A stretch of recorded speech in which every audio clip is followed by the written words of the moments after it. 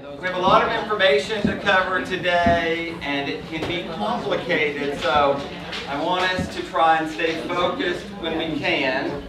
But if I'm not clear about something, I want us to stop until we have clarity, because the terms, the definitions, the lingo can get a little complicated with this topic. So let's just kind of get started.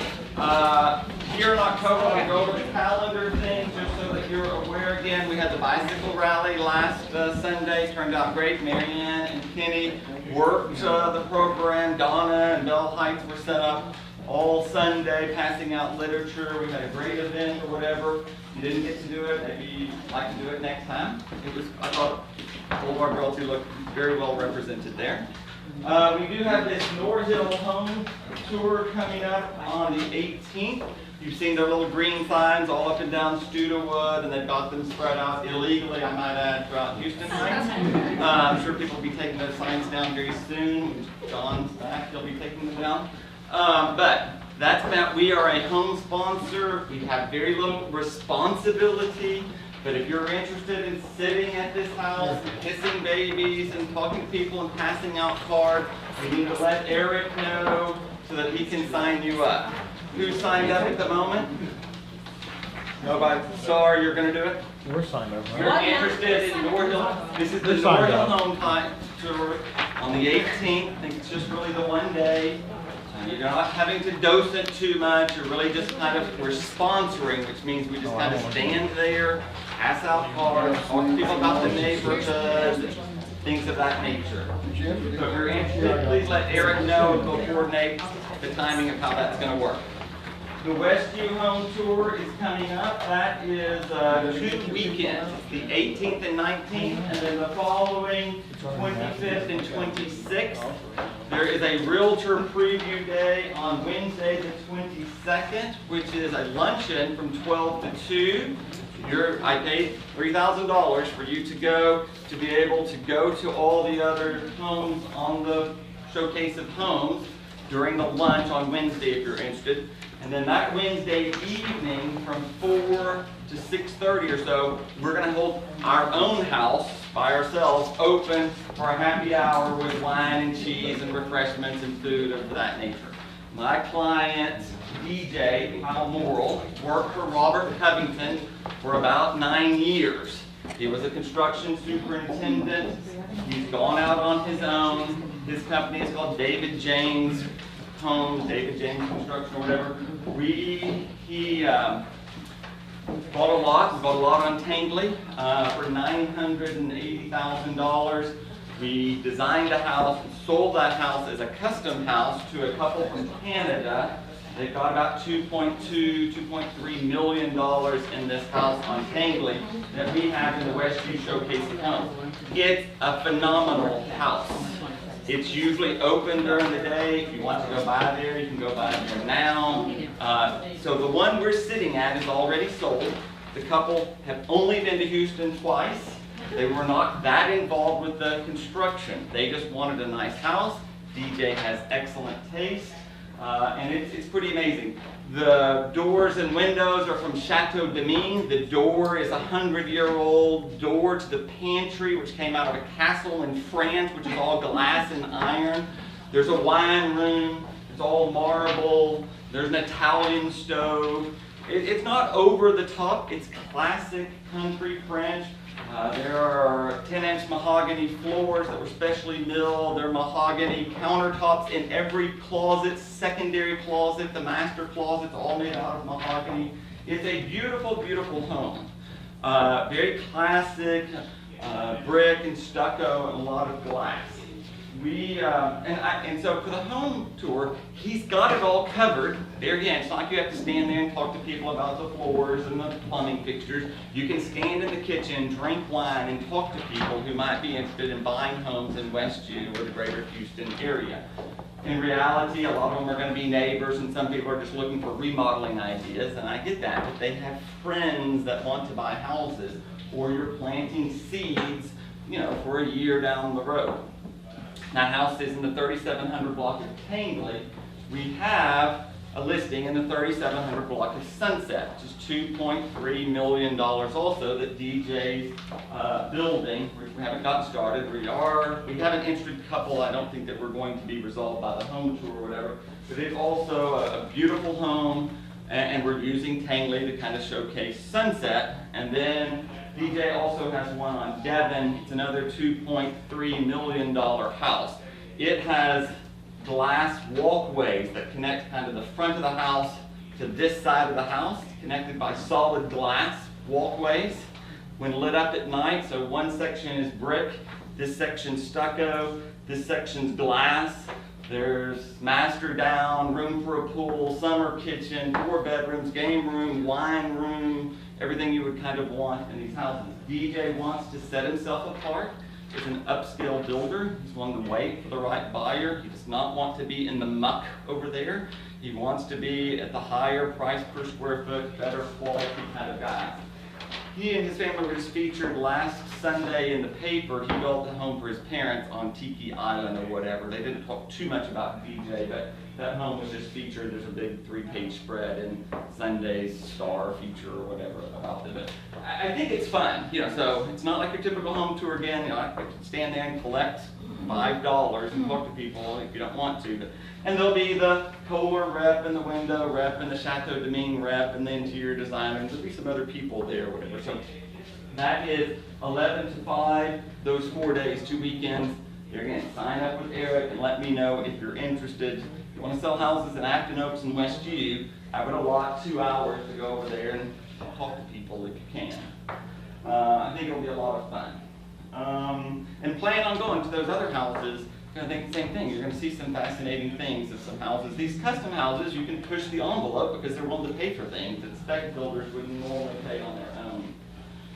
So we've got that. We've got our fall festival coming up on the 25th, Saturday, 12 to 4. Fun family day over there. Same thing with the bicycle rally. 800 of the 1,200 participants were children. I didn't even know a bunch of these people. For every adult that rode in the bike rally, there were 3 kids paddling along, on their little bitty bicycles or whatever. So, I think this is just a fun family day to show that Boulevard Realty is family oriented. Block off the parking lot. Miss Pettit will have it organized. It's free to everyone. I think we'll have more information about it coming out. I think it'll be a lot of fun. And then we have hung these paintings from Denise Leibel, which is called Dwellings. This is kind of that box series I was talking to you about. We had another artist I had mentioned at the last sales meeting, Suzanne Sellers, who was in a car wreck, so she was not able to finish the paintings for the art event that we had planned for Thursday here at the office. We're going to reschedule that for later in the year. So we're just going to have the one again at my house. This art will all be taken down on Saturday the 25th, route to my house on Sunday the 26th for a brunch 12 to 3, this box series or whatever. So those are kind of the October events coming up. Did I miss anything? We put out this information if you want to share with your clients or anything about this art. It'll stay here and just be a good branding opportunity. Okay, we're going to get into the heart of our comments today, which mostly have to do with title policies, title issues, title as it's mentioned in the contracts as it relates to surveys, title policies, and the closing statements. I'm going to cover all of that. I want to start by just pointing out, I want you to make sure that we're using the updated contracts. I know that we probably are, so you don't have to worry about yourself. It's the other stupid realtors you have to worry about. So when the Reyna Group submits their offer at my 401 Aurora, they use the 6-year-old contract, not the new contract that was from April 28th or whatever. So, and they're dated up here, and there is a difference between the contracts, but you can tell in the top right-hand corner if the contract's from 2014 or if it's from 2011. So I just want you to be aware, because I'm making Sandra aware, if we get one of these contracts after April 28th, we're going to submit it back to you and say, you guys need to go redo this contract under the right form. I don't want to be accused of using an out-of-date contract. I want you to pay attention to it We still get them submitted all the time to us. You would think it would be automatic that they would update over there, but they don't. And I'm not sure if it's not a conscious effort on behalf of Mr. Reyna, who can't understand the new contract, that he would not encourage his people to use the old contract. I'm not positive that's not the true case or whatever, but I want us to use the new promulgated contract dated April 28th. Yes. We learned in the zip forms class that if you set up a template Mhm. with all those contracts, et cetera, in there, and you use that template to create a file, it will automatically go in and update those Yeah. forms that you use. I think ours, Copying. we do it pretty well. It's the other people. agents. It's Yeah, the yeah, other and agents. you. I don't have to worry too much about our agents. We're usually having to educate the other people. So we're going to talk about the current contract. We're going to go over paragraphs 5 and paragraph 6 as they relate to the title policy and the title commitment that we provided to you, and how it relates to the survey and a closing statement. That's our objective today. Okay? One sidebar again about the survey. I want us to be clear that under no circumstance are we going to take a contract where the buyer doesn't pay for the survey. Okay? I don't care if we bought a survey yesterday. The seller is not going to give that survey to the buyer, except for reference. The buyer in the contract is going to buy a new survey. All the time now, because I've been preaching this for a long time, I get called by other people, other firms, and lawyers for people who are suing people over this issue. And most realtors are not grasping it, okay? I want to make sure that you grasp it. Our policy is that the buyer will always pay for a survey. The only way a buyer knows the size of their property or anything about their property is from the survey, and the only way they have coverage for defense is if they pay for it. The survey lobbies are very strong. So last week, when the buyer who had used Sudoff calls me to testify in her lawsuit against Sudoff and a builder because they were handed a survey and said it was acceptable, and acceptable meant to the title company that Mr. Sudoff owned and to the builder that he was an owner of. It was acceptable to the title company and the lender. And the people closed, okay? And then, lo and behold, there was a major issue with the survey. And they called the survey company and they said, look, this wasn't on the survey. And they said, but we don't work for you anyway, little bitch. They don't have to defend you because they did not work for you because they did not pay for them. So they have nothing to refer to other than someone else's love letter over here when they were dating. Okay? There's nobody worked for anybody if they didn't pay for them. The survey's lobbyists are very strong in the court system, okay? And while it may be a reference, they do not work for anyone that didn't pay them, okay? So they had no coverage, no defense from that survey. All they can do is sue the realtor. They can sue the title company if they want to, who's going to say, we insured the legal description. We have nothing to do with this size of land. If it's 5,000 square feet or 15,000 square feet, we wouldn't know because we only insure the legal description. Surveyor's the only one that has to defend what's on the survey, and they only have to defend it if they pay for it. Okay? Never really is the issue when we buy a survey. It's 2 years later when the next door neighbor here, or here buy a survey, and then it doesn't agree. So it's not that we're trying to solve an issue prior to closing. I'm trying to solve the issue 2 years down the road. Yes, Glenda? It says that they can, the seller can provide an affidavit. The seller can, by law. What are we referring to as an affidavit? What do we need? A Email no, suffice? there's a T47 form that's So legal. T47 only. The They check that T47 is box. They have to go acceptable have to the another one. title company that says the seller is saying that since they've owned it, they've not made any substantial changes other than what they might note on the T47. And the title company finds that acceptable. And the mortgage company finds that acceptable.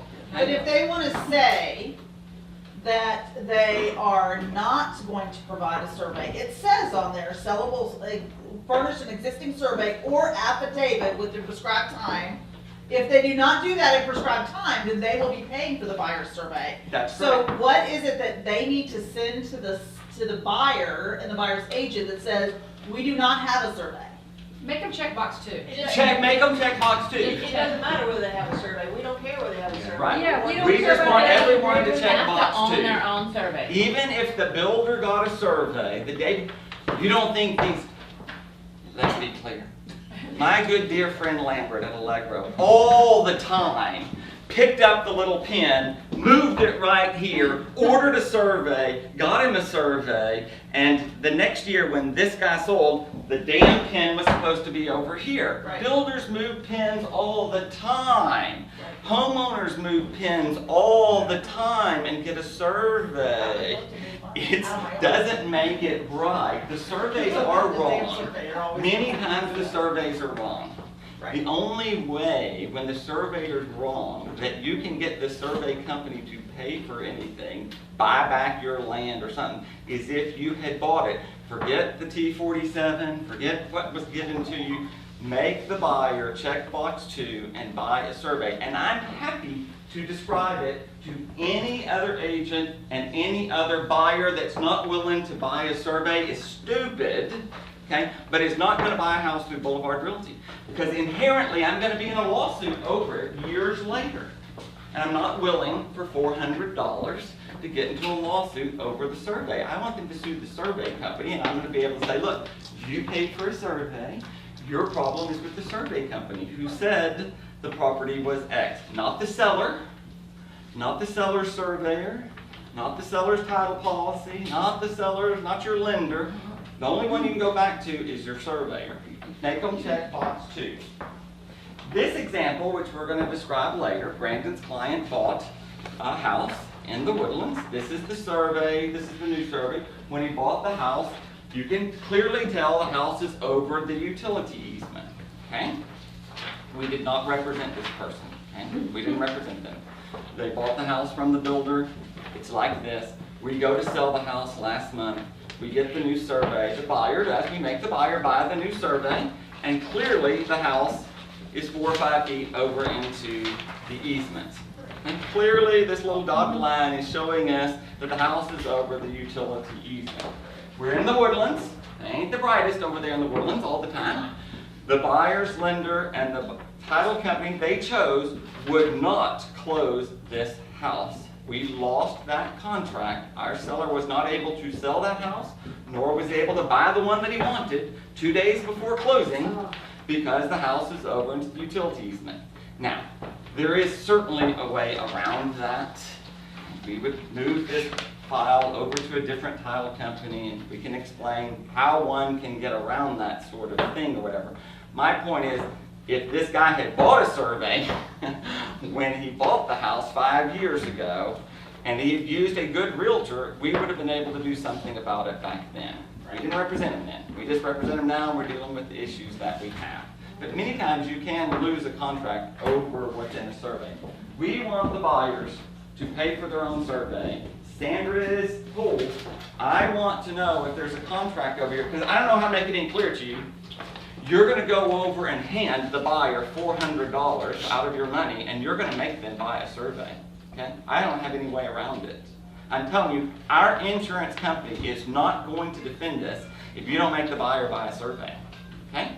So, I don't have to be any clearer. It's like buying life insurance for somebody else and expecting them to pay. It's, Yes. you can't do this. The buyer should buy a survey. If they're buying a house, they don't have any money for a survey, they shouldn't be buying a house. Yes. So I understand the reason, why we should do this, Mhm. but, like, I'm predicting that some other agent will say, well, this is a negotiable item, It is. so. Our seller, though, does not have to enter into any contract that they don't find acceptable. And I'm telling the seller, the risk is that 2 years from now, you're going to get sued because the buyer does not have anyone that will defend what's on the survey if they didn't pay for it. So the only one they're going to be able to sue is the seller. 2 years later, 5 years later, 10 years later, why would the seller want to enter into a contract where they have potential lawsuit after the closing? Over $400. Over $400. Yeah, so like. So the seller should never enter into an agreement if you represent the seller. If we represent the buyers, clearly we're going to tell the buyer the only thing that defends what's on your property is if you have a survey and you can hold the surveyor accountable, because if 1 year from now someone else surveys and says the line's over, the only one that's going to fight on your behalf is the survey company. The only one who might have to pay you 2 feet times 132 is the survey company. Surveyors companies are paying people all the time. Don't think they're not paying people. I had one on Ashland, the same thing. My guy, in the end, lost about 2 feet. The survey company went back and wrote him a check for $13,000 because they were wrong. The only way he got that is that he bought a survey.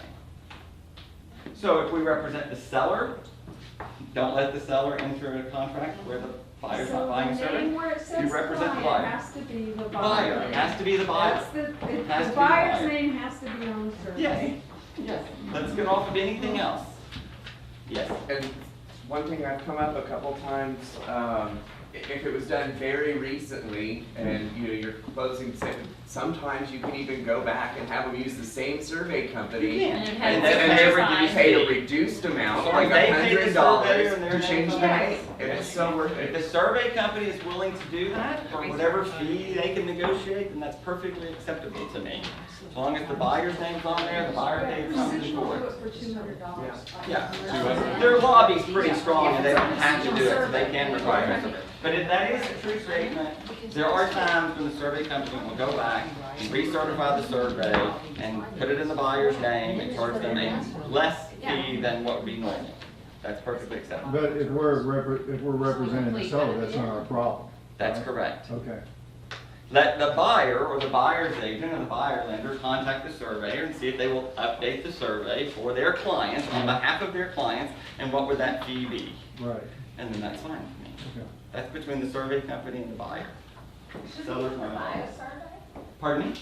Should we even provide one? Like if the- I think the only reason we don't want to, so we don't want to check it on the seller's disclosure that we have one. You don't want to know that you don't have one. And then if someone wants to know, are there any utility easements that would keep you from building a swimming pool at 1317 Portland, you can say, look, here's the survey when we bought it. We're not giving this to you. We're not signing a T-47, but there was no easement when we bought it. I don't know if there's an easement today or not. But when we bought it, this is what it looked like on our survey.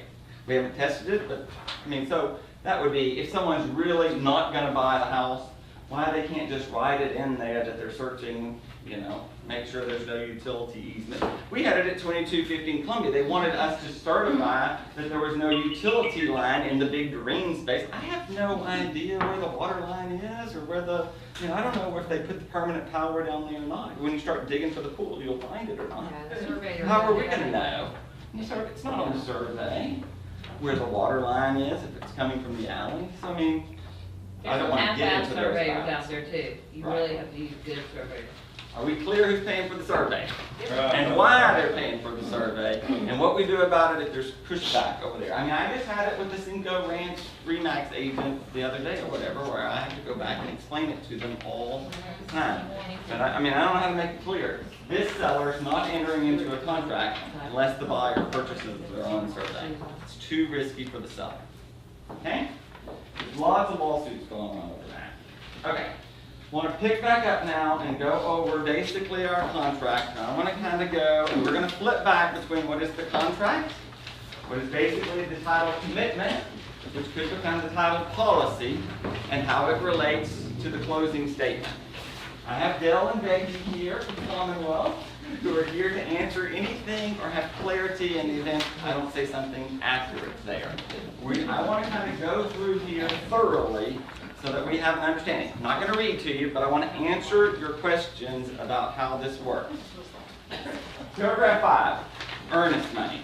Earnest money is consideration for the purchase of real property. Okay? There's no given how much earnest money should be. Earnest money is not zero, though. It can be $1, it can be $500,000. I wouldn't really know. normal consideration would used to be about 1% in our industry, but it's totally negotiable how that works. Certainly, you do not have to pay earnest money to a title company. You don't have to. Earnest money could be paid to the seller. It's consideration. It's possible. This is a promulgated form from the Broker Lawyer Committee through the Texas Real Estate Commission. But there are many other contracts out there. There could be a builder contract. There could be the Greater Houston Builders Association contract. Those are all legal contracts also for the purchase of real property. But in the standard form, you would pay to the title company. But in the event something's odd, they're paying to the builder, it's perfectly legal. There just needs to be a better place to put it. I don't want the realtor scratching this out, practicing law, but you could write in special provisions, $10,000 earnest money to be paid directly with seller, to be credited at buyer at closing. And if you need some help with that, I would probably have to give you some better advice on that sort of thing. But let's be clear.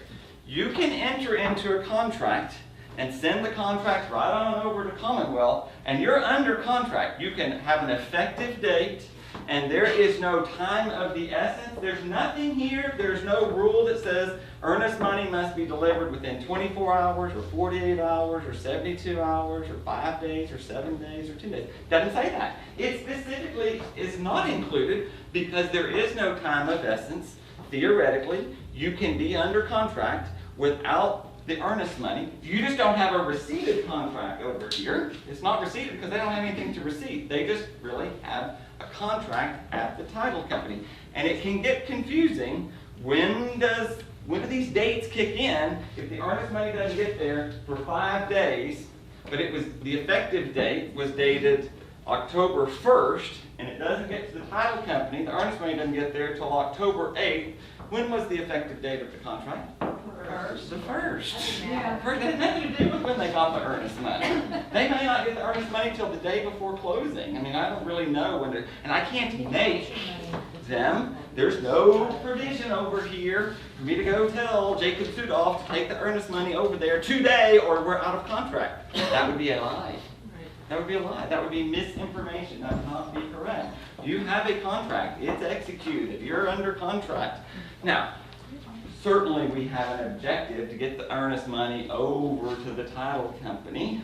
But I mean, I just want to be clear, there's no rule that says if we sign a contract on Saturday that the earnest money has to be there by 5 p.m. on Monday. No rule that says What that. recourse does the seller have if earnest money doesn't? Non-performance, if they did not perform to the contract. But what does it say? I mean, when we go to court, his lawyer's going to say, but where did it say the earnest money had to be deposited It within 5 didn't, days? because if it's fully executed, the seller accepted it. Yeah, it does. There's no rule that says, right? I mean, it's a totally gray area, but I want us to be clear. If someone signs a contract and it's executed and we never got the earnest money, and 5 days later they say, oh, I've changed my mind, we picked another property on Sunday, we need a termination and a release of what was no earnest money. You still need to, you're under contract over here, under the letter of the law. So you would still need the release, even though there's no more earnest money to release from the title company. You would need the release of earnest money. Is that the same as the option fee too? Well, Even if they option have- fees are a little different, okay? So here's where it gets complicated. The option fee had a rule of time of essence, Right. recently changed from the 2 Right. days to the 3 days or whatever. And for you to have the unrestricted right to terminate, you must deliver the option fee. And it must be receipted, It's or more serious. what provision are they using to terminate their contract, right? Right. If they just change their mind, they have no provision to change their mind if they didn't pay their option fee. They have to pay their option fee to have the unrestricted right to terminate, unless they have some other provision. Perhaps if they had 10 days in the financing and they could use the financing provision, or they could, there could be some other way to object. But clearly the people owe the option fee in the event the contract was executed. Yes? But it says if the buyer fails to deposit the earnest money as required, the buyer is in default. That means before closing. It doesn't say that I have to do it in 24 No, hours. Well, but it also says upon execution of this contract, buyer shall deposit additional. Under what timeline? That's additional, Under what but timeline? that's Yeah. a There is additional. a real timeline. If you Buyer use shall that- now, deposit additional. the consideration which was the earnest money, Right. has to somehow get to where it's supposed to be. There is an intent that we're going to deliver earnest money. Let's pretend we delivered earnest money and the check bounced. Did we deliver any earnest money? No, that was not good funds. I mean, all of a sudden, we don't have any earnest money, but we still have a contract. You have a contract without earnest money. It gets to be a little complicated. I just wanted you to know. It's never been discussed? It's discussed all the time. Well, I mean. Why is there no deadline With Trek or? Trek does not really, yes, the Rover Lawyer Committee brings it up, and that George Stevens, he writes about it all the time, that they, a lot of times people are entering into a contract, they wrote the title company to Texas America, and you went and changed it to Kirby Title over here, they flew back to London, they're gonna get to London, they're gonna wire the funds over here. They don't want a time of the essence to be 2 days or 3 days. They want more flexibility in the time. And so, you do have to produce the earnest money. It's an obligation, so it's not like there's no obligation. I just want us to be real clear that there's no obligation. The issue is usually in day 3 or 4 or 5 when it starts getting iffy over here. Why isn't the earnest money there? You know, and then, but it's usually not us.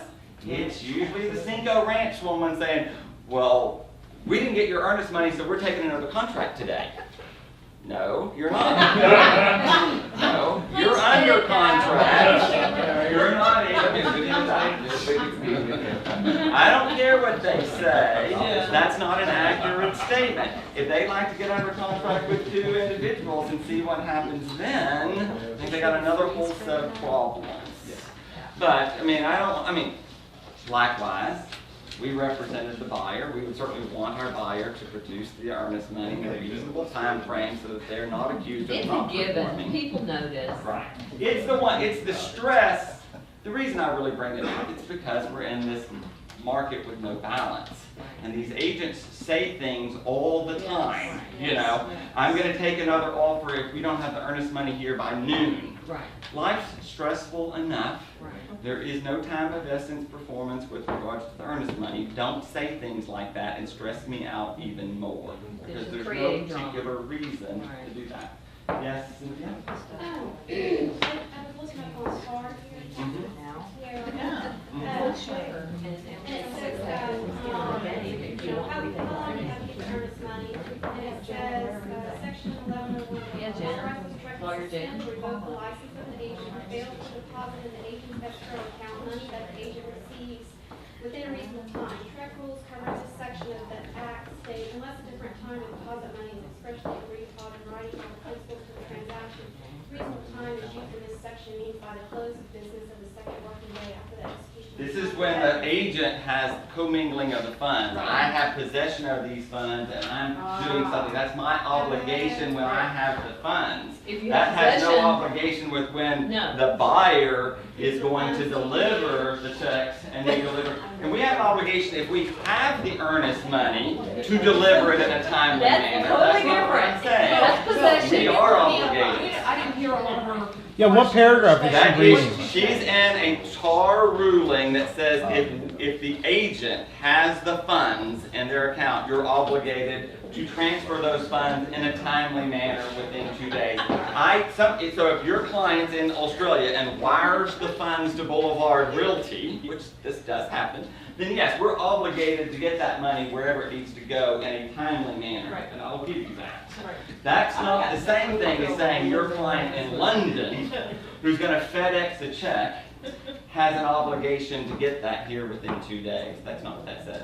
Or if It you says, just have the check. if you have the check, you have an obligation, yes, 2 days. If you have the buyer's, if we have an executed contract, and you have the check from the buyer, and you're going to Galveston, you get it on Friday, and the contract was executed on Thursday, you have an obligation to get that over there as quickly as possible, or the 2 days, but if they were closed on Sunday, you would have till Monday. You can't leave the check in your desk while you go on vacation. If you're the agent, that was your code of ethics and your responsibility. Has nothing to do with what we're really talking about, it's the timeliness with which one could require the buyer to deposit the earnest money at the title company. See how we get off track sometimes over this? We're talking theory here a lot of times. Okay, I just don't like the stress of these other agents implying that they're gonna take another offer because the earnest money didn't get here from Australia immediately. It just doesn't often get here immediately. We get it all the time where these people trying to use their little PayPal accounts to send us, they have to send us 2 pennies and we have to accept the 2 pennies, and I'm just telling you that shit's so complicated that it's just easier for them to FedEx a check. But it can be done another way. Okay. Go on track for just a second on earnest money. Additional earnest money can be paid within any time frame. It can be paid directly to the builder in the event that you're paying $16,000 for an upgrade. It's certainly possible. You just need it to be documented. Is that money refundable or non-refundable? And how is it going to be credited? It's going to be credited at closing. I can help you with any of that if you need. Okay. We're going to get off into paragraph 6 here. We stayed in paragraph 5 for a while. Paragraph 6 says the title policy, and we're into this classic issue. It's a negotiable fee. Who's going to pay for the title policy? It was standard in our life for the first 80 years of Texas real estate that the seller was automatically going to pay. It wasn't even an option until about 5 years ago when we now created these little boxes, but it is negotiable in the state of Texas. And yes, we hear this all the time. You know, the buyer has the right to select to have the seller pay the title policy. And who picks who the title company is? The reality of it is the TREC and everyone has ruled whoever pays for it generally can decide where it's going. So the seller can say, seller prefers to use Commonwealth title. They can write an offer that uses Texas American title at the seller's expense. And you can get into the argument with the agent that says it's the buyer's policy, the buyer should choose. Sure they can. The buyer can choose if the buyer pays. You expect the seller to pay, the seller's going to pick. Seller picks Commonwealth. It works itself out just fine. You can go to the same TAR page. I can print out the legal opinion from the TAR legal people, and it works just fine. So there is no obligation for the seller to pay and the buyer to pick. There is no obligation for that. If the buyer wants to pick, the buyer may pay, and then it's really non-negotiable then. If the buyer is willing to pay and the buyer picks, the seller cannot adversely impact where the buyer's going. But the seller pays, the seller If the seller pays, the seller can pick. Whoever pays can really pick. Is the way it is. We want to be careful. Seller can't demand to use Kirby title and expect the buyer to pay for the title policy. Right. Okay? Which is happening in these builder things all the time. So Okay? how did that happen? How did it happen that builders? They do the same thing. If you want this house, you're going to have to play by this rule. Well, so If not, we'll sell to somebody else. Reno companies, you know. They own those They're all companies. on those companies. Lovett owns Kirby Title. That's why they want to use them. And I get it. I'm just not sure. They can't make you use Kirby Title and you pay. They can't. But they often intimidate you into thinking. And they're licensed insured, which they are. I don't know that it really matters. But just wanted to be clear, it's really a gray area. But my question was, how did it happen that builders refused to pay the owner's title policy? If the custom here in this state has always been that the seller pays for that, why are the builders, how did that happen that the builders? They built a lot of custom houses where the buyer was paying for it anyway, and it's just because they can. When times are great, they can demand it. When times are bad, the buyer can demand that the When builder it's pay a for seller's it. market, the seller demands it. That's it. It's a negotiable fee today, but yeah, it is.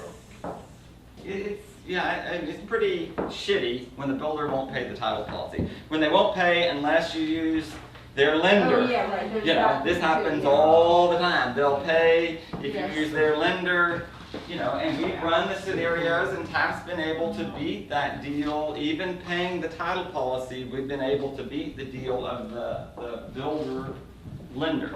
I would not want to go to a builder and give them all of my tax returns and my bank statements and everything about my life and then say, oh yeah, I want to negotiate the sale over here. Now that I have $5 million in the bank, let me just go ahead and negotiate this $13,000 fee. You know, I wouldn't use the builder's lender myself. I personally wouldn't. But, I mean, some people do. Okay, so title policy is negotiable. Remember, title policy is the insurance of the legal description and what happens from the point of sale backwards. Only insurance policy that's insuring what happened previous to that deal, okay? Nothing to do with the future.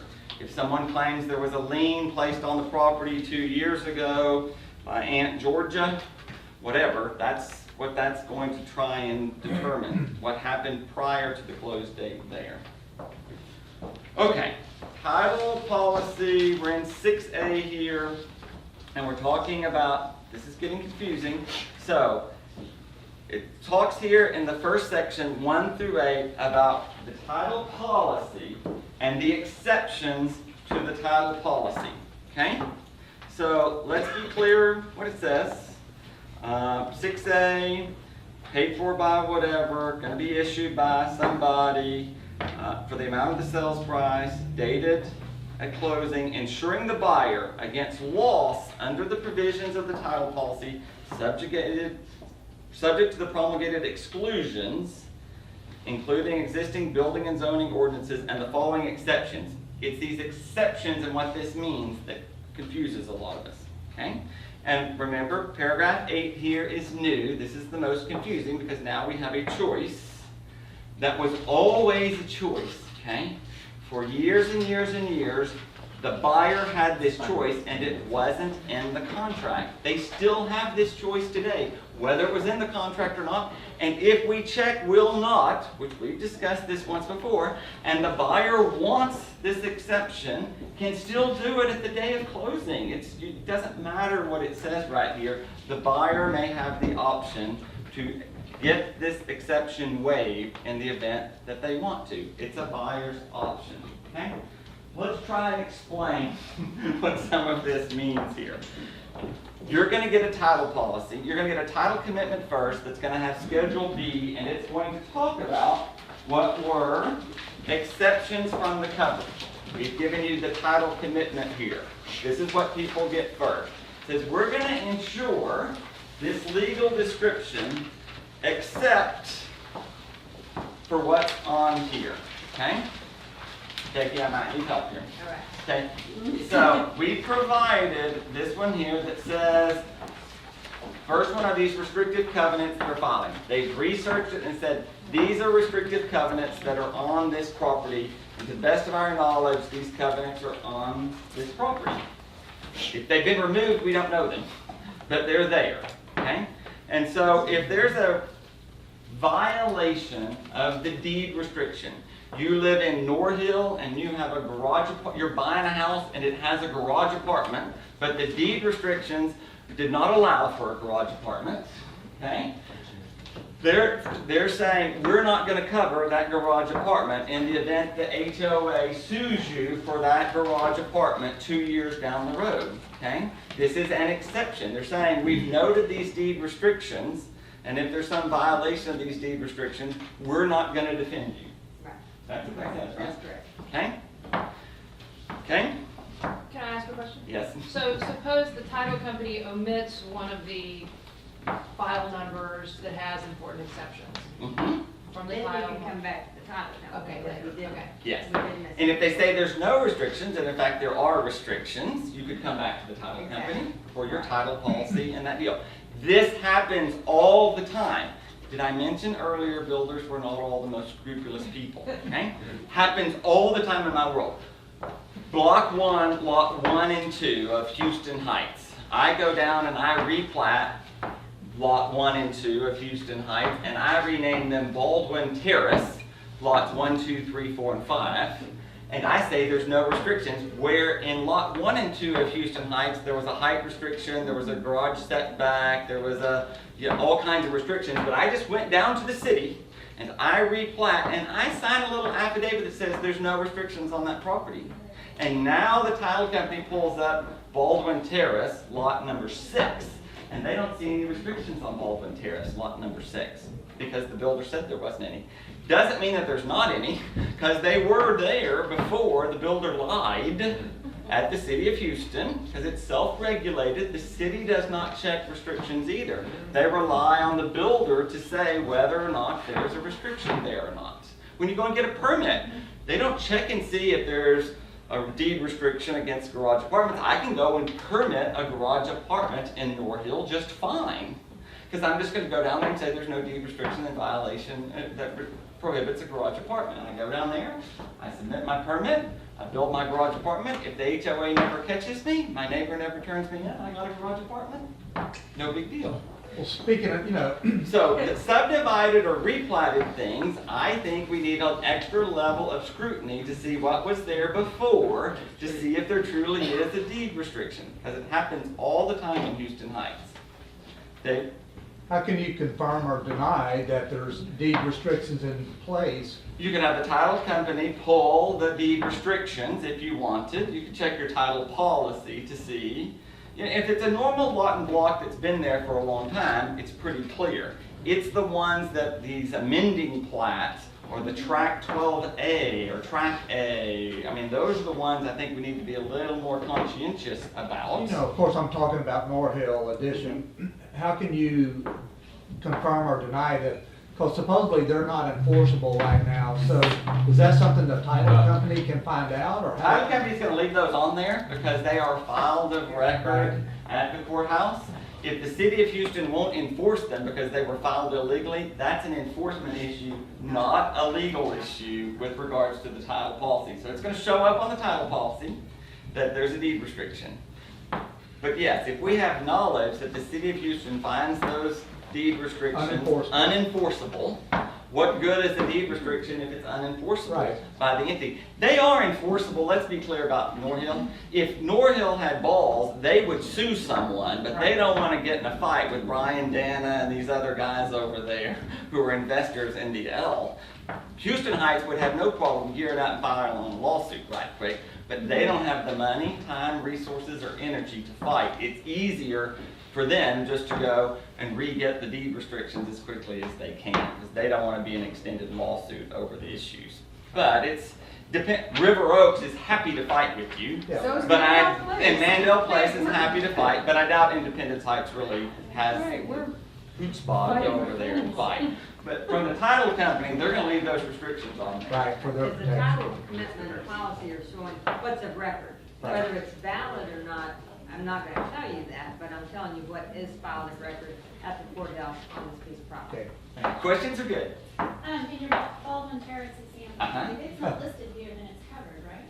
Well, I mean, basically, yes. Right, right, because these are, Schedule B are the exclusions, these are the exceptions. And I'm gonna ensure you this property is free and clear of everything except for what I'm showing. So if they didn't catch this little thing, then it's insured. Right. And then here it says, in order to get rid of number one, you have to insert specific recording data. What do they need besides recorded in Marvin 515? Well, That's that the is thing. it. That's exactly what you need. If there's no recording information, then that whole paragraph is deleted. Oh, Okay. It would mean at that point there was no restriction possible. Here's And it would say, This is the item, specific Schedule recording B item Yeah. one is hereby.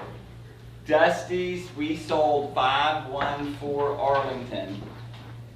Jeff Goslin or whatever took 2 lots, subdivided into 250s into 333s, built 3 houses, created easements between the 2, put the AC units between the 2, told the first buyer who bought from the builder, I have these restrictions, here's a copy of them, okay?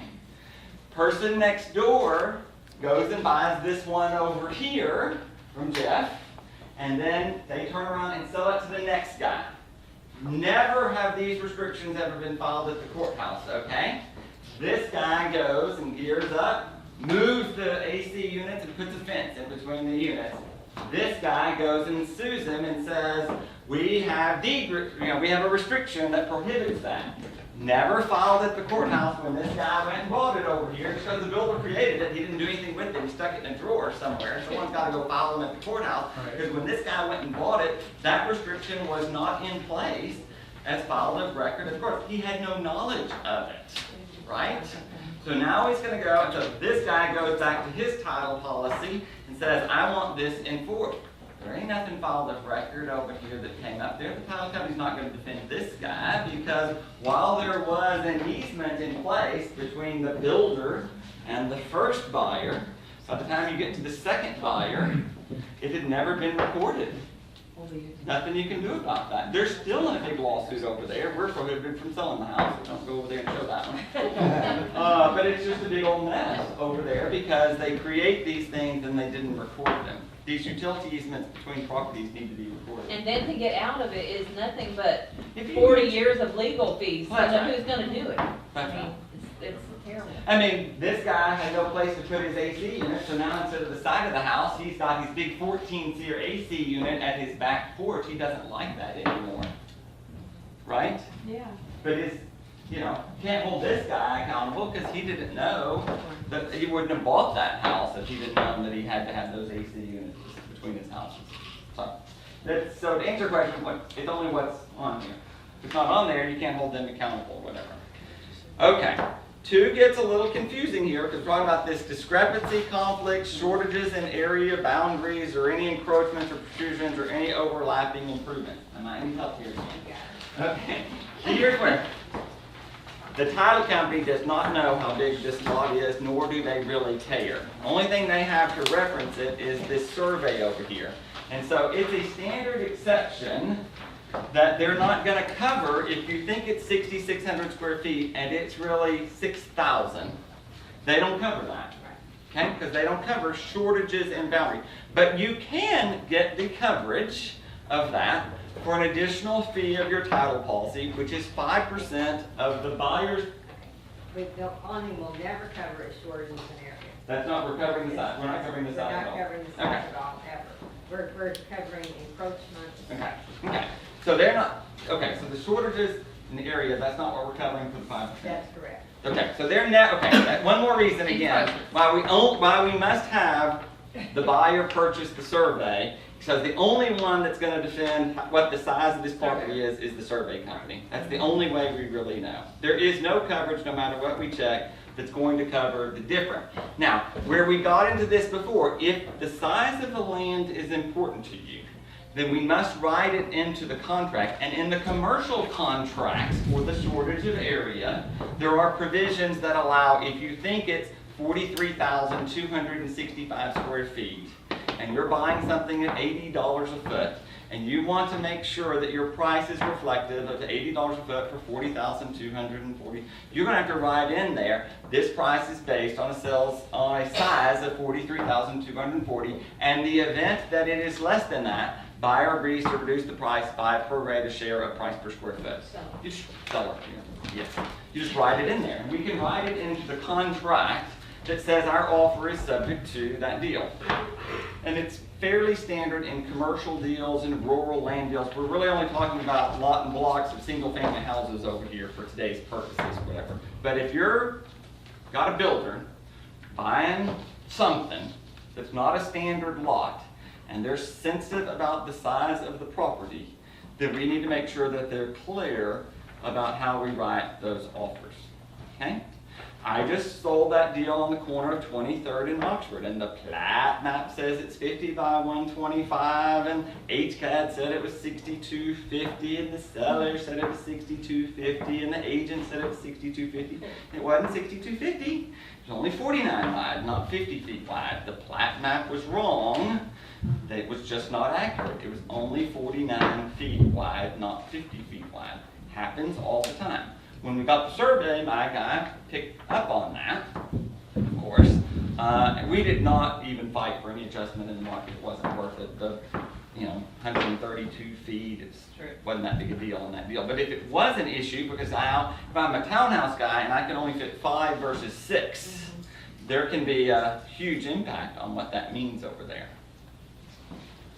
So can you write it instead of prorating? Yes. You want me to shut up? No, this is good. Questions are good. Okay, so if you're paying 5% extra for shortages in area, it doesn't cover. No, you No. pay everything but Everything shortages in area. Everything but Right, showing but up. it's called shortages in area. Yeah, that's not what it No, says. that's the exclusion is the shortage. What they're excluding and not covering It's the triple is the negative. shortage of area. I thought you paid 5% extra to have that covered. No, the coverage is for what's on the survey of what easements that they're showing. If something pops up later that's not on this survey, that's what they're covering. And we're covering, the way the clause reads initially is any discrepancies, conflicts, shortages in area, because that's gonna stay. Boundary lines are encroachments, protrusions. I'm gonna insure you against your neighbor's fence being into the property unless the survey shows it. What I'm insuring you is anything that the survey does not show. Let's say you've got, on my commitment, I have a 5-foot easement along the back of the property. Okay? And my fence is not exactly on the back of the property, it's 2 feet inside. I've got a fence running down a utility easement, or I've got a fence running down a pipeline easement. I'm going to be insuring you that you're buying everything with no problems. I'm not gonna insure you the area of the property, but I'm gonna insure you where everything is located on the property. That your fence is where it should be, or I'm gonna tell you that the fence is 2 feet inside the property line. Then why I'm gonna be does more it say specific. short? If you Because that's the exception. That's the, they're going to cover everything except the shortage in coverage. And what you're looking at I thought is, you could pay extra to have shortages in your coverage. If we look at No, improvement. What was the deal with your example with the property in West Texas where the river moved and now it's weren't? That was in a commercial contract, not a residential one or whatever, and yes, they were covered because it had a shortage, it had a provision for shortages of the size of the property in that contract. Based on the square footage of the survey or based on? Yes, the what survey, title- the survey. And Okay. the title policies have a standard provision within them about rivers changing courses. You know, I've got a river running Right. straight down, and I've got. If it was the middle of the creek Well, now moves. the river moves over here. My boundary line has changed because that river, the flowage of the river has changed. So, paragraph 6, where we're talking about 1 through 8 again over here, is talking about exceptions to the title policy. That's what we're talking about. They're going to assure everything with, except these items. Should the first box be checked as it is in this contract for the most part? Yes, because this is typically a buyer's expenditure. It's always been a buyer's expenditure, and the buyer still has the right to purchase this coverage if they'd like to, even when you check will not. But if you check will, so, as we described it earlier, 90% of the time you're gonna check will not, okay? But in the event we're in a conflict and someone really wants to check will, okay? If we check will, then it's gonna be at the buyer's expense. Rarely would the seller ever want to buy the buyer additional coverage of their title policy for something that's not there. We're not buying them a Christmas present either. We're not gonna pay for this coverage, which is typically could be at the buyer's expense. This has always been a buyer's expense. If the buyer wants additional coverage to ensure that the title company will defend in the event that something comes up later that's not on the survey, they're not insuring the ones that are on the survey. This is the biggest problem that we're getting. If they know there's a problem, then those are exceptions. They're just saying, if something new pops up, a new utility easement, a new encroachment, the guy next door surveys and his overhang is 8 inches over into your property, which is impeding something. That's what we're talking about. That's what they will go and do something about. It gets very confusing. Should that- These are the exceptions. Go ahead. Should that be purchased with new construction? The coverage? Yeah. the I extra probably enhanced would. coverage? I'm not saying, now let's be clear. I'm not saying the buyer should never pay for it. I think there are many times when I recommend the buyer to pay for this sort of stuff. Yeah, and that's what I'm just saying it's when not would you- typical for the seller to pay Sure. for it. So when would you recommend that? I the think buyer- new construction like that would probably be. Okay. A normal lot block, a normal house Yeah, right. over there that's resold every 5 or 10 years, I wouldn't think it's important. I would think the first buyer of a new development would probably be more apt to need the coverage than anything. I think what they most need is a survey. Because you would still, because the title company is gonna go back to the damn surveyor too. Say, why the hell wasn't this on your survey? But the surveyor just picked up what the title company picked up in their title commitment. But Extra does that cost? the cost of this is 5% Of of the the title buyer's charge. portion of the title policy. Right, not the price of the house. Not anything to do with the price of the house, only the title. So we sell a $400,000 house, and the title policy is $3,000, and the buyer's portion's $2,500. The It's $5% of the $150 $2,500 is $125. Right. No. No, No. the policy's 3,000, it's 5% of the 3,000. It is Right, $500. right. Okay, I have a question for Commonwealth. so $150. If I have a cash buyer who's buying new construction, is there an additional T19 endorsement that we need? We had somebody say that here in this room, and There's two T19 endorsements. There's a T19.1, which is for the owner, and that's insuring them against any violations of restrictions, any easements or minerals that did not show up on paperwork, and any damage from mineral exploration. Okay. Not going to happen too often when you've got something within the city limits, and it is. I want to say it's a little pricier. $50 on this one. But that was on the loan policy. Mhm. For an owner, it's like another 5% in addition to if you got the owner's coverage. No, it's 10%, it's 5% if you get survey coverage also. So there, you get a little bit of a break. There's also what's called a T19.2 or a T19.3, which those two endorsements depend on the size of the property. One's a regular lot block, one is acreage. And that is, it's only issued when we do not examine any minerals, when we make a general exception that says this policy is subject to any and all minerals that might be out there. And this endorsement gives them coverage for damage due to exploration of minerals. which for the Which city again, would in the not. city, Right. I don't think it's You're selling necessary. 14 acres in Cypress again. Sure, right. Yes, I think Right. it's probably a good Yeah, deal. if you're out rural area, acreage, if you're somewhere that's not in a platted subdivision. So there is no additional T19 or other enhancement needed just because somebody's a cash buyer? No, not at all, not in my opinion. And I Okay. should be selling you title insurance, Right. but I don't think Well- it's, I don't Right, think it's no, that's- necessary. This is what's happening. These title companies are trying to Yes. increase their profitability, their bottom line, by selling you these additional coverages that you may or may not need. They're going to make them available to you, like credit life insurance. If you buy a vacuum cleaner, you can get that, but I don't know that that's probably a good use of your money. Let your heirs worry about paying for the vacuum cleaner. All right, to be clear, so you're gonna get a title policy, and they're gonna give you this title policy with these exceptions, okay? The exceptions being restrictive covenants, standby fees, the lien by whatever you placed on it right there, reservations or exceptions placed by the buyer in writing.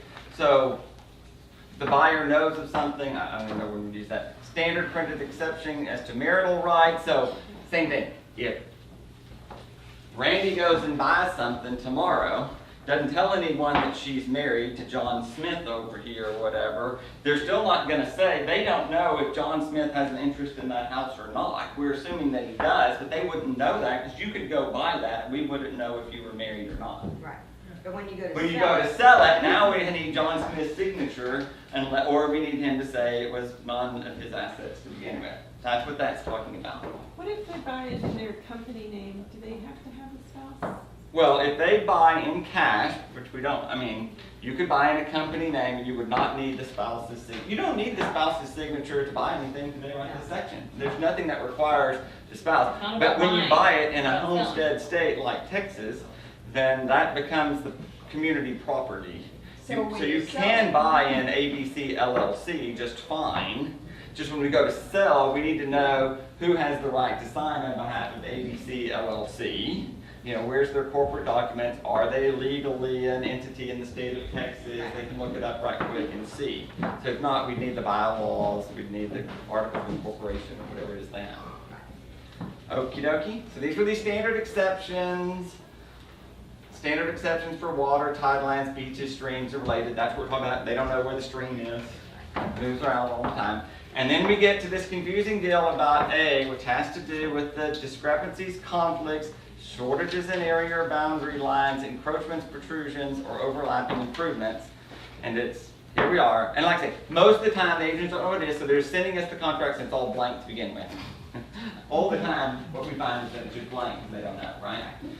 Which I'm assuming to be fine. I mean, if it's blank, then it's the way it always was before. The buyer could opt into this coverage if they wanted, right beforehand. If they want it, let the buyer go ahead. There's nothing that obligates the seller to buy that coverage on their behalf. So, we're going to standardly pick will not, and we're going to go over there and leave the rest blank, or in any event, put it at the buyer's expense. Why would the seller want to pay for that? So often I see it checked the other way from other realtors where they have the seller and will not. And Well, if it's will not, nobody's going to pay anyway. Right, exactly. It doesn't even matter. But so it really shouldn't even be filled in down there if it's will not. That's correct. That's correct. I can't help it if there's It's so redundant, I don't, yeah, it's just Yeah, redundant. right. Just If you're not sure, just check things, Star. Right. I know, I'm just thinking, should we just cross it out if it's on the seller, or should we just? Doesn't matter. If it says will not, it doesn't matter. So we're not, it's not an issue, and it doesn't matter who, if they check, won't matter. Won't matter. So we're gonna check will not, and we're gonna check, at, you know, that's how it's gonna be. Or if they check will, it's gonna be at the buyer's expense, because this is the buyer's optional coverage, is how you're going to describe it. This is optional coverage available to the buyer, much like any other coverage could be. They can get an extended warranty on their air conditioner if they want. It's an optional coverage. Okay, are we clear about the exceptions? Okay? Bobby Besborn, we got it? Yes. Okay. Even Bob It gets understands confusing. Bob. All right, the commitment, this is explaining the commitment. We don't need to get hung up there for a long time. When you get these commitments, we're certainly looking at Schedule C. I mean, we've talked about the commitment before. Who's the real owner? What's the legal description? Half the time, same thing. My dear good friends at the Rayner Group that wrote at 401 Aurora only got half the legal description. It's lot 20 and 21. They only put lot 20. We're going to sell them half the house over there. So we just corrected it. He didn't have, when we got the title commitment, he didn't have the right legal description. We just corrected it right quick there for him. But you're checking deed restrictions or anything odd on there. And we've had a whole separate class about Schedule B and Schedule C. If you have particular questions, ask me. Survey we've talked about thoroughly. We're only going to check box number 2. Only going to check box number 2. D, these objections. And yes, people can write residential. Where it's getting us is if you buy 15,000 square feet and you want to put townhouses and you put new residential construction and you can only build 5 and you thought you could build 6, that wasn't enough to object to. Because you can build 5. Yeah, you can't build. You're going to need to be single more family. specific if you're looking for something. Subject to no easement that prohibits a swimming pool. Subject to property being subdivided into 6 lots. Subject to the ability to build a garage apartment. Subject to HAC approval. Whatever it is, I mean, we need something that we can object to, not something so vague over there. Can I build a 3-car garage? That way, then we're going to go check and see if you can do those sort of things. And the event you can't do that, you can terminate. Just writing in residential use, I mean, I never understood what's the point of that. Where it gets us, it's Heights Boulevard again. Numerous lawsuits over this. Because you can write commercial. Same thing I explained. This building is commercial, but it has to remain certified to be, well, that's not a good example. You can vote in Indiana. If you move to Indiana and you meet the residency requirements and you register to vote, they'll let you vote. You can vote in the governor's election, November 4th. But you first must register to vote, right? Right. They don't just let anyone walk up there and vote. You have to register, you have to show up with your ID now, damn Republicans. Oh, you like that? Okay. You have to follow the rules. So when you write in Heights Boulevard that it's commercial, it's not commercial, it's unrestricted, which means it can be commercial if someone goes to the expense to make it commercial. But Martha Turner's a big lawsuit over here, I think what is 1217 Heights Boulevard, because they sold the property and said it, advertised it as being commercial. And it's not commercial when the lawyer bought it, and he had to spend $150,000 on his ramp and his commercial wiring and his ADA compliant bathroom he didn't know he was gonna have to do because he thought he bought a commercial property. He had bought an unrestricted property that could then be made commercial if he went to the expense of doing so. I want you to be careful what we write in there. Our problem is that we're generally too vague, and I'd like for us to be more specific. In that example, Uh-huh, say in this contract that lawyer wrote commercial, uh-huh. and gets a title commitment, and, like, so, It's gonna show that the property is unrestricted. It did not show, no restrictions came up that prohibited it from being commercial, that they saw in the legal description. It was unrestricted. That doesn't make it commercial. so in him doing his, whatever, but he has 3 days to look at that, should he have complied? Notice, If you want to know if the property is commercial and meets the rules and regulations for opening a physician's office, write it in there. And then they're gonna say, well, we don't show anything that says it is or isn't. You're gonna have to refer back to the building code at the city of Houston or. If you wrote commercial in there, isn't that too vague for what he was talking about? He really meant certificate of occupancy. If you're looking for something in particular, I have 1050 Heights Boulevard. There's a sign over there.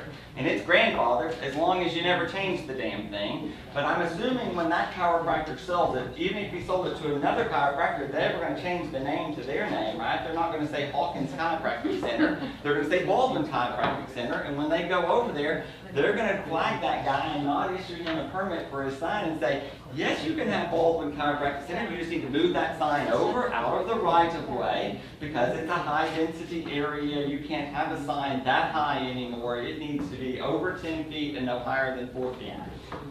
So that wasn't grandfathered for the Baldwin. It was only grandfathered for Dr. Hawkins.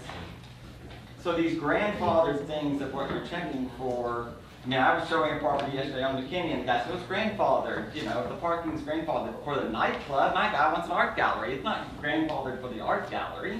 It was grandfathered for that guy that was using it as a nightclub back then.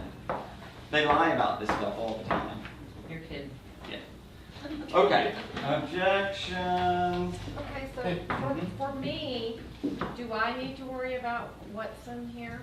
Not really, I mean, not really, you don't. Okay. It's if they want to use it as an excuse to get out of the contract, you can't be so vague and think I'm gonna be able to get you out of a contract because you wrote And don't want new to say, construction and you wanted to build something that was 4 stories and now they're saying you can only build 3 stories. Well, that's 3 stories, it's still new construction. You can build that. You just can't build what you thought you were gonna build. What, do you have to write days in? Because if you don't write days in, I understand it's earlier of the close date. It's just the close date. That's Okay, so if I write no surely days they're not in- gonna let you have a free pass to look at those No. things all the way up to the close You date. don't They're get a gonna free want pass to 1, you're gonna Disneyland want up there. 15. Many real estate agents will let don't write that things go. in there. If you can get by with Okay. that, you just let it go. especially if you're really specific, you're gonna be like, oh, this person's trying to. Right. Sometimes Okay. you need to remember, most of the objections are made as a result of your client talking to an attorney. That's right. You'll get an objection letter that will be 8 or 9 pages. Right. Okay. All the time, I get these letters when they involve the lawyers, which a lot of these estates and things, and the lawyer will automatically send the objection to the current lien, I mean, all these sort of things, which I assume they could object to the one, and all those things will be satisfied at closing. That was their objection letter, which is just really laying a little groundwork if they want it out for something else later. They can object to anything that they find on there. So if you're selling a house for $600,000 and Aunt Susie still owes $80,000, often I get this objection letter, and then we send them back a little letter that says, this item will be cured at closing, satisfied, da da da da da da. But we've also had it, we're selling a house for $500,000 and they owe $1 million to the IRS over here. Yeah. Okay? And so now they're going to object over here. Of course, they have the right to object to that. And so provided we can get the offering compromise or the seller's coming to the table to satisfy the IRS, as long as you can cure all those situations, it's generally fine. But people object all the time, these lawyers. And we're trying, and I call them, are you using this to get out of the contract? Just let me know right now if that's your intent, or if it really is to satisfy the objection, we'll work on satisfying the objections. Okay, any questions about any of that? Okay, we're going to these notices, abstract of title covering the property. We're gonna do all that for you. If you get a title policy, remember if you're paying cash, you don't have to have a title policy, but we always advise the title policy. A membership in homeowners association, remember not to be confused with the deed restricted. If Woodland Heights, I'm in a deed restricted neighborhood at 205 Bayland, but I'm not in a mandatory homeowners association. So if I want to pay $25 to be in the Woodland Heights Homeowners Association, I have the option of doing so or not. Houston Heights is the same way. Your property can be deed restricted and not in an HOA, but if I'm in Cinco Ranch Section 11, I'm probably in an HOA, and I'm contributing to the swimming pool and the street light and that sort of stuff. Statutory tax districts rarely come up anymore. I mean, that's just going to tell us if we're in a municipal utility district or something where they have a utility district, predominantly a special taxing entity for some purpose other than what would be the city or the county or the school. Fire, EMS have them. I mean, all those are special, statutory tax districts. Tidewaters, annexation, utility provider. I don't think we have any major issues with any of these. These transfer fees, sellers notified buying. If there's a private transfer fee, this would be Garden Oaks, section 1, 2, 3, and 5. Propane, we talked about all that. Okay, I don't think we have any issues with those things, but I want to pick back up now with the title policy and go back to title issues one more time. This is a closing statement. This is one that Cynthia had recently. It was a Lovett Homes or whatever.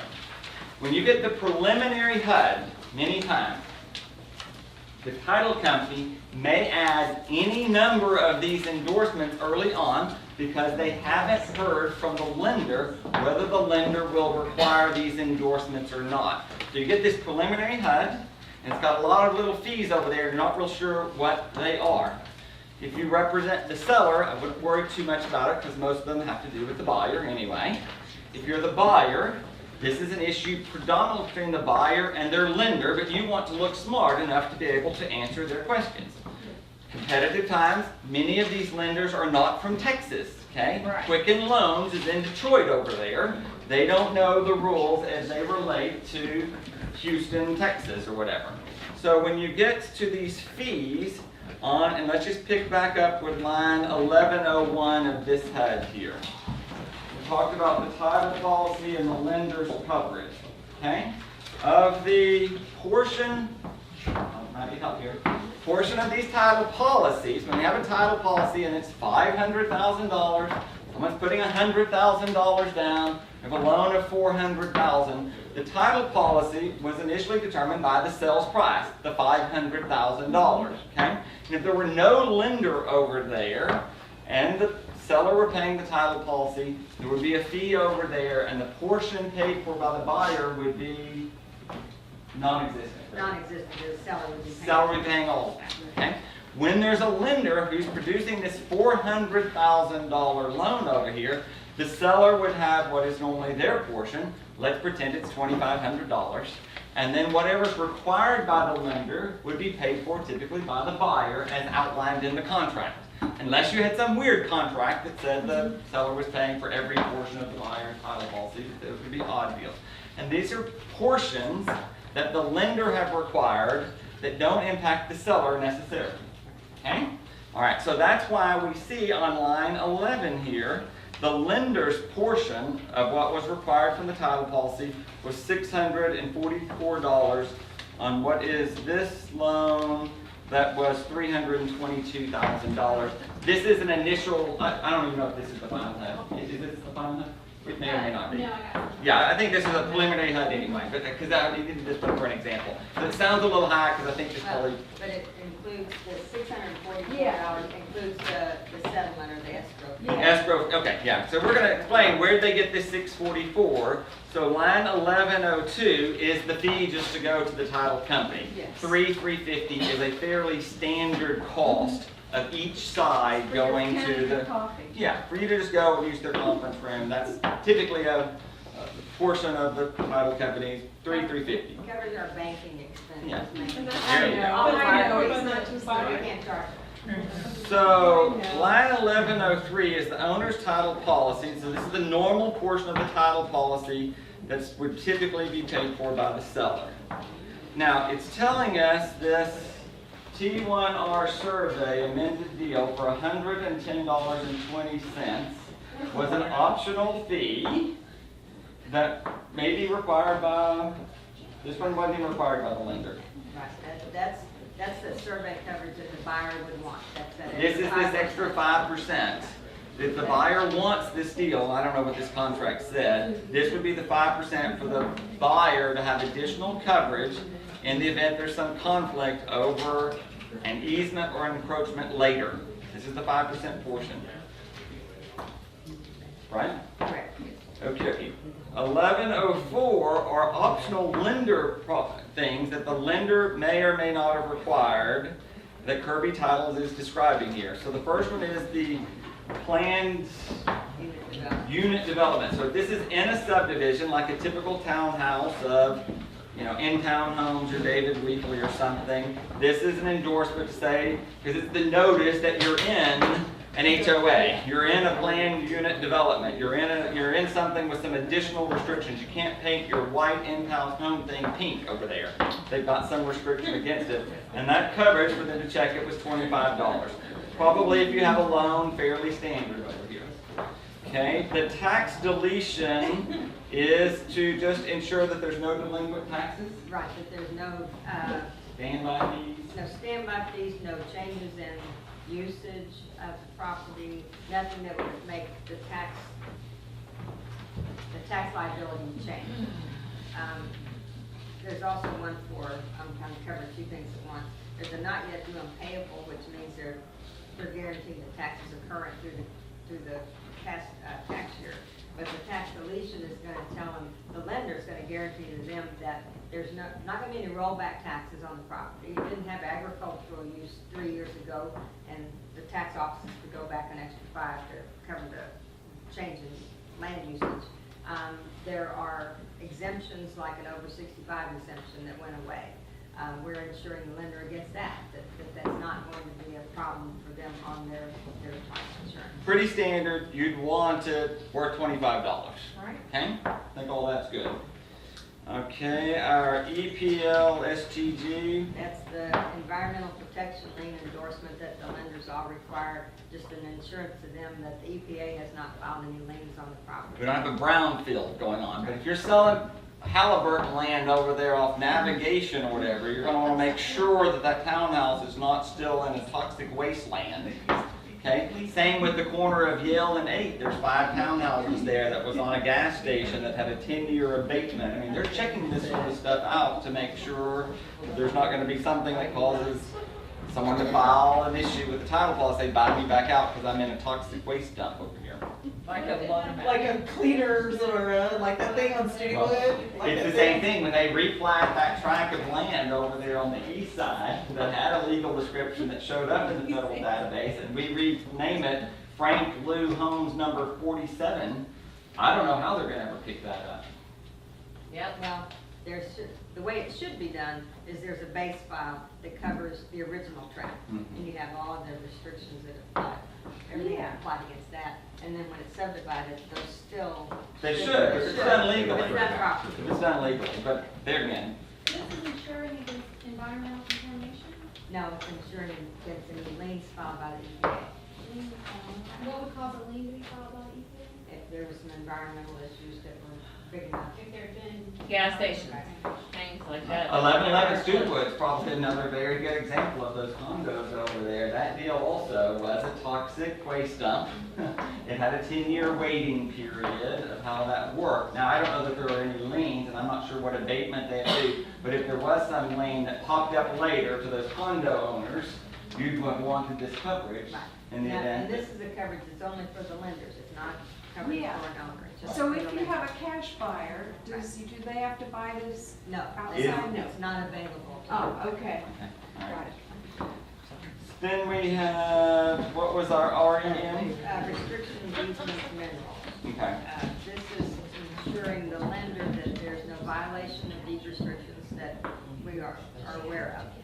That there's no mineral exploration taking place that would damage the property, and that all easements, encroachments that are of record are shown on the tax policy. Okay. Do you really need that? The lenders do. The lenders require it.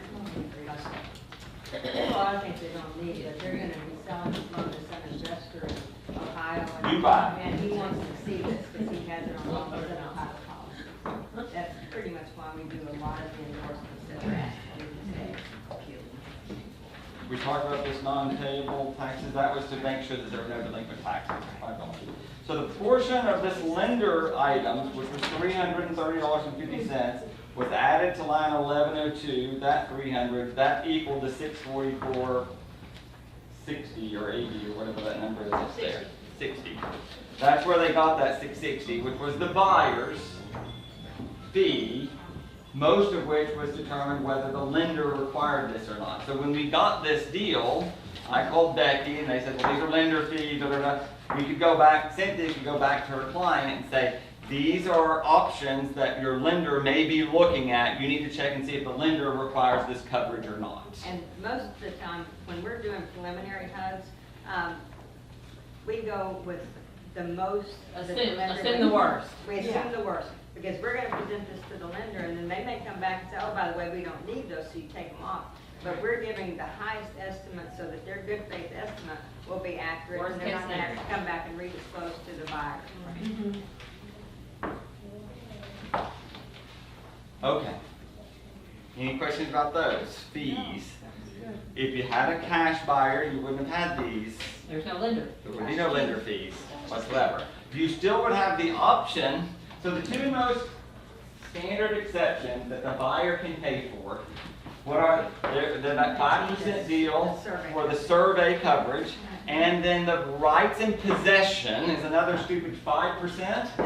How much is that? No, that's really negotiable. Okay. Because our policies in the state of Texas, it's always, the owner's policy is subject to the rights of parties in possession.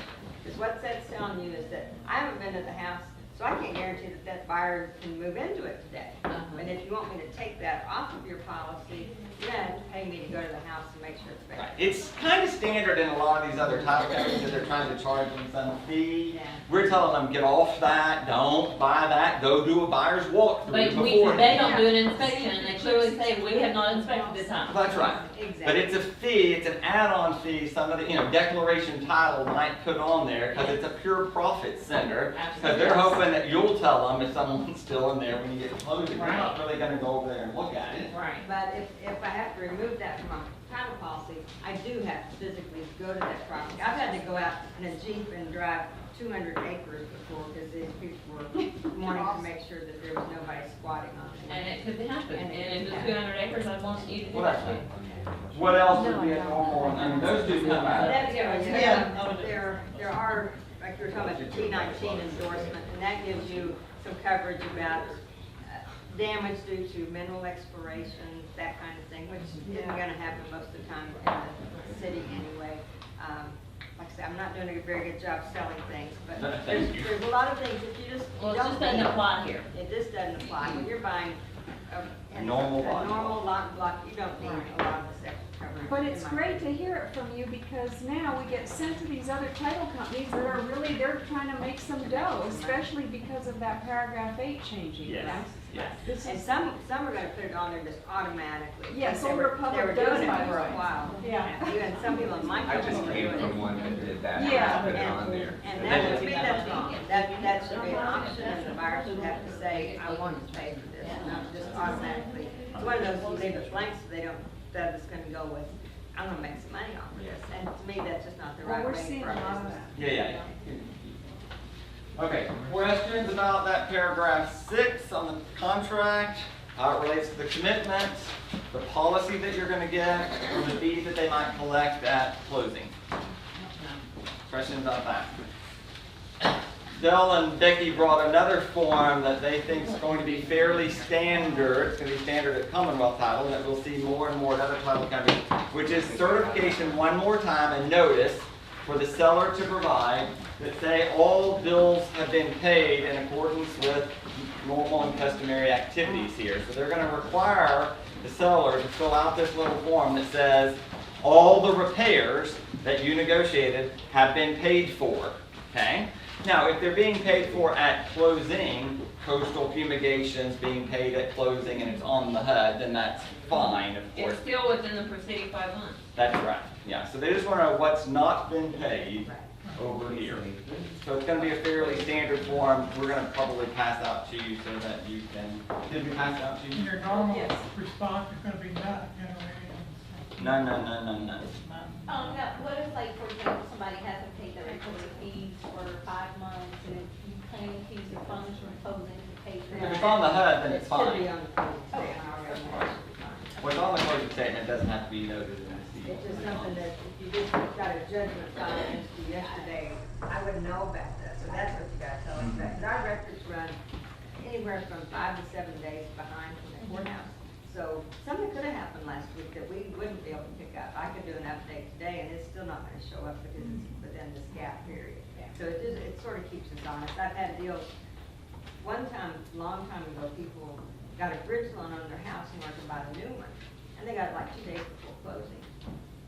They didn't tell us and I didn't know about it. So we closed, gave them their proceeds and they went on about their business. Well, they They still owed, had a loan on they it. still, they had another loan on the property. Fortunately, they were honest and they went and paid it off, but, you know, we could have been stuck with this, $30,000 lien this guy put on the house that we didn't know about. The ones that are not honest are the builders again, or the remodelers, or the small builder, who's finishing a house, the electrician worked the day before, we're closing the next day, and then a month later, the electrician files a lien on the property because he didn't get paid because whatever, and it happens a lot. I had a wedding at the fire station on Saturday, the AC went out on Friday. We have a contract with Lee Thomas who made $100,000 when I redid the HVAC over there for the fire station. But to get someone out there on Friday night and Saturday morning before the wedding, I just got the bill, $3,400 to have the AC guy come out and work on the Friday night and Saturday morning, And so I probably would fight that a little bit, but I see where the builders go and they think, I need for you to come and do this because we're closed tomorrow, closed tomorrow, closed tomorrow. The electrician gives them a $5,000 bill for something that normally would have been $500 or whatever, and they fight about it. He's going to go and say it's paid for. It's not really paid for. That electrician could file a lien, and then you're in a big fight over here. But at least it gives us something to go back to the builder and say, look, you said you were taking care of all these deals. It's fraud for you to lie to the title company under oath that you paid the bills and you didn't. Right. Okay. How do we do? Any Very good. questions about this? Can we go over on the listing agreement, the Yeah. One more thing about on the listing agreement. I did it over one yesterday, listing 914 Teachhorn. But on the compensation, I want you to be clear how it works. We are willing to cooperate and share commissions with members of the Houston Association of Realtors and individuals that subscribe to the multiple listing service, which is where compensation is determined, okay? That's how we know what compensation is based on the multiple listing service, whatever. So if someone is licensed in the state of Texas, and their son comes to me and looks at 914 Teachhorn and said, my mom's gonna represent me, she is a realtor in Amarillo, I'm gonna say, that's fabulous. I'm happy for your mother to represent you, good for you, but I'm unwilling to share my commission with your mother in Amarillo because she's not a member of the multiple listing service and the Houston Association of Realtors. And I explained to my clients yesterday who were signing a listing agreement that that individual who might be licensed and can receive compensation under the letter of the law, but I'm unwilling to share my fees because I have no ability to hold them to any accountability in Houston, Texas. I don't know if they're going to show up there and walk in the door or not, because I can't report them to the MLS or the Houston Association of Realtors. They will not have a super, so I'm gonna have to let them in, I'm gonna have to let in their inspector. I don't even know if they're gonna use a licensed inspector or not, because they don't have to abide by the same rules and regulations that I do as a member of the Multiple Listing Service and the Houston Association of Realtors. So I'm unwilling to compensate them if I have to perform all those tasks. Their son can compensate them just fine. I don't know what the son wants to give them, but I'm unwilling to share my fee with a licensed realtor in Amarillo who's not a member of the Multiple Listing Service. Likewise, I'm unwilling to share my fees as a portion of my services to market and broker and sell your home to licensed attorneys in the state of Texas. The law may allow them to represent themselves, and it does. There is no requirement that I offer them a portion of my compensation, which is 6%.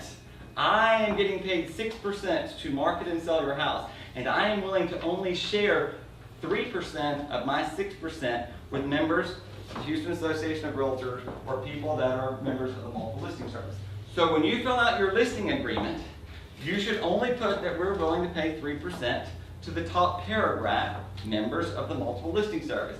Do not put in 3%, 50%, or any number, dollar amount, or anything in the paragraph 2 that says what you would show for compensation to non-members of the Multiple Listing Service. Or subagents. Or subagents. We don't allow for subagency.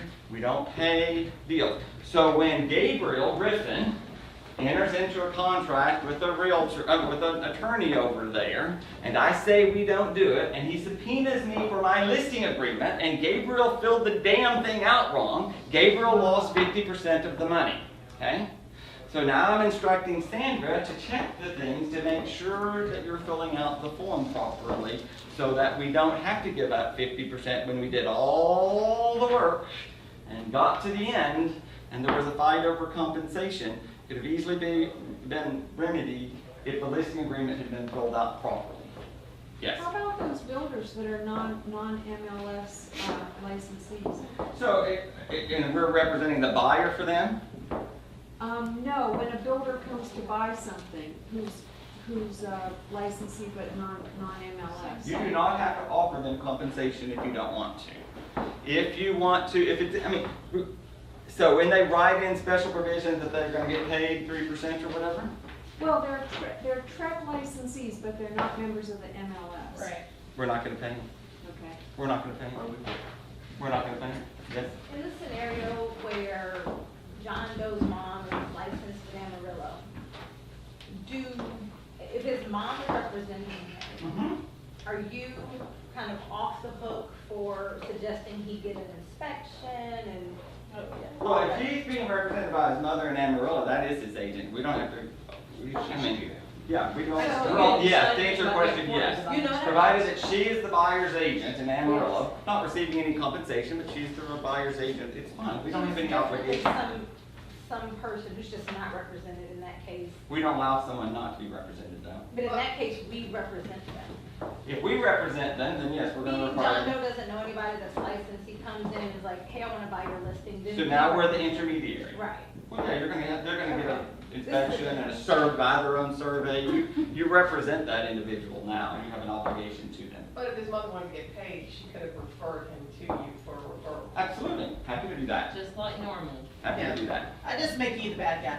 Yeah. My broker does not allow me to do that. And remember when people write things, I went over this deal again yesterday or something, they write these things in these contracts and there's no basis on the law of any of this stuff. When they write X on there, you have to use common sense. One I explained yesterday.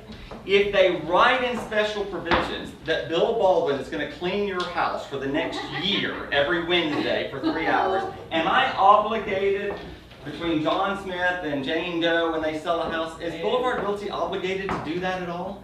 Absolutely not, right? There's no authority that says you can write in the contract So the same thing, when you write in this contract that title company will release the money in 5 days, regardless of, they're not obligated because they're licensed by the Department of Insurance, not by the Texas Real Estate Commission, and they weren't bound. They're gonna follow their own rules and regulations about how those things work. So you have to use common sense with what's written into some of these things over there. Okay. Did we cover everything?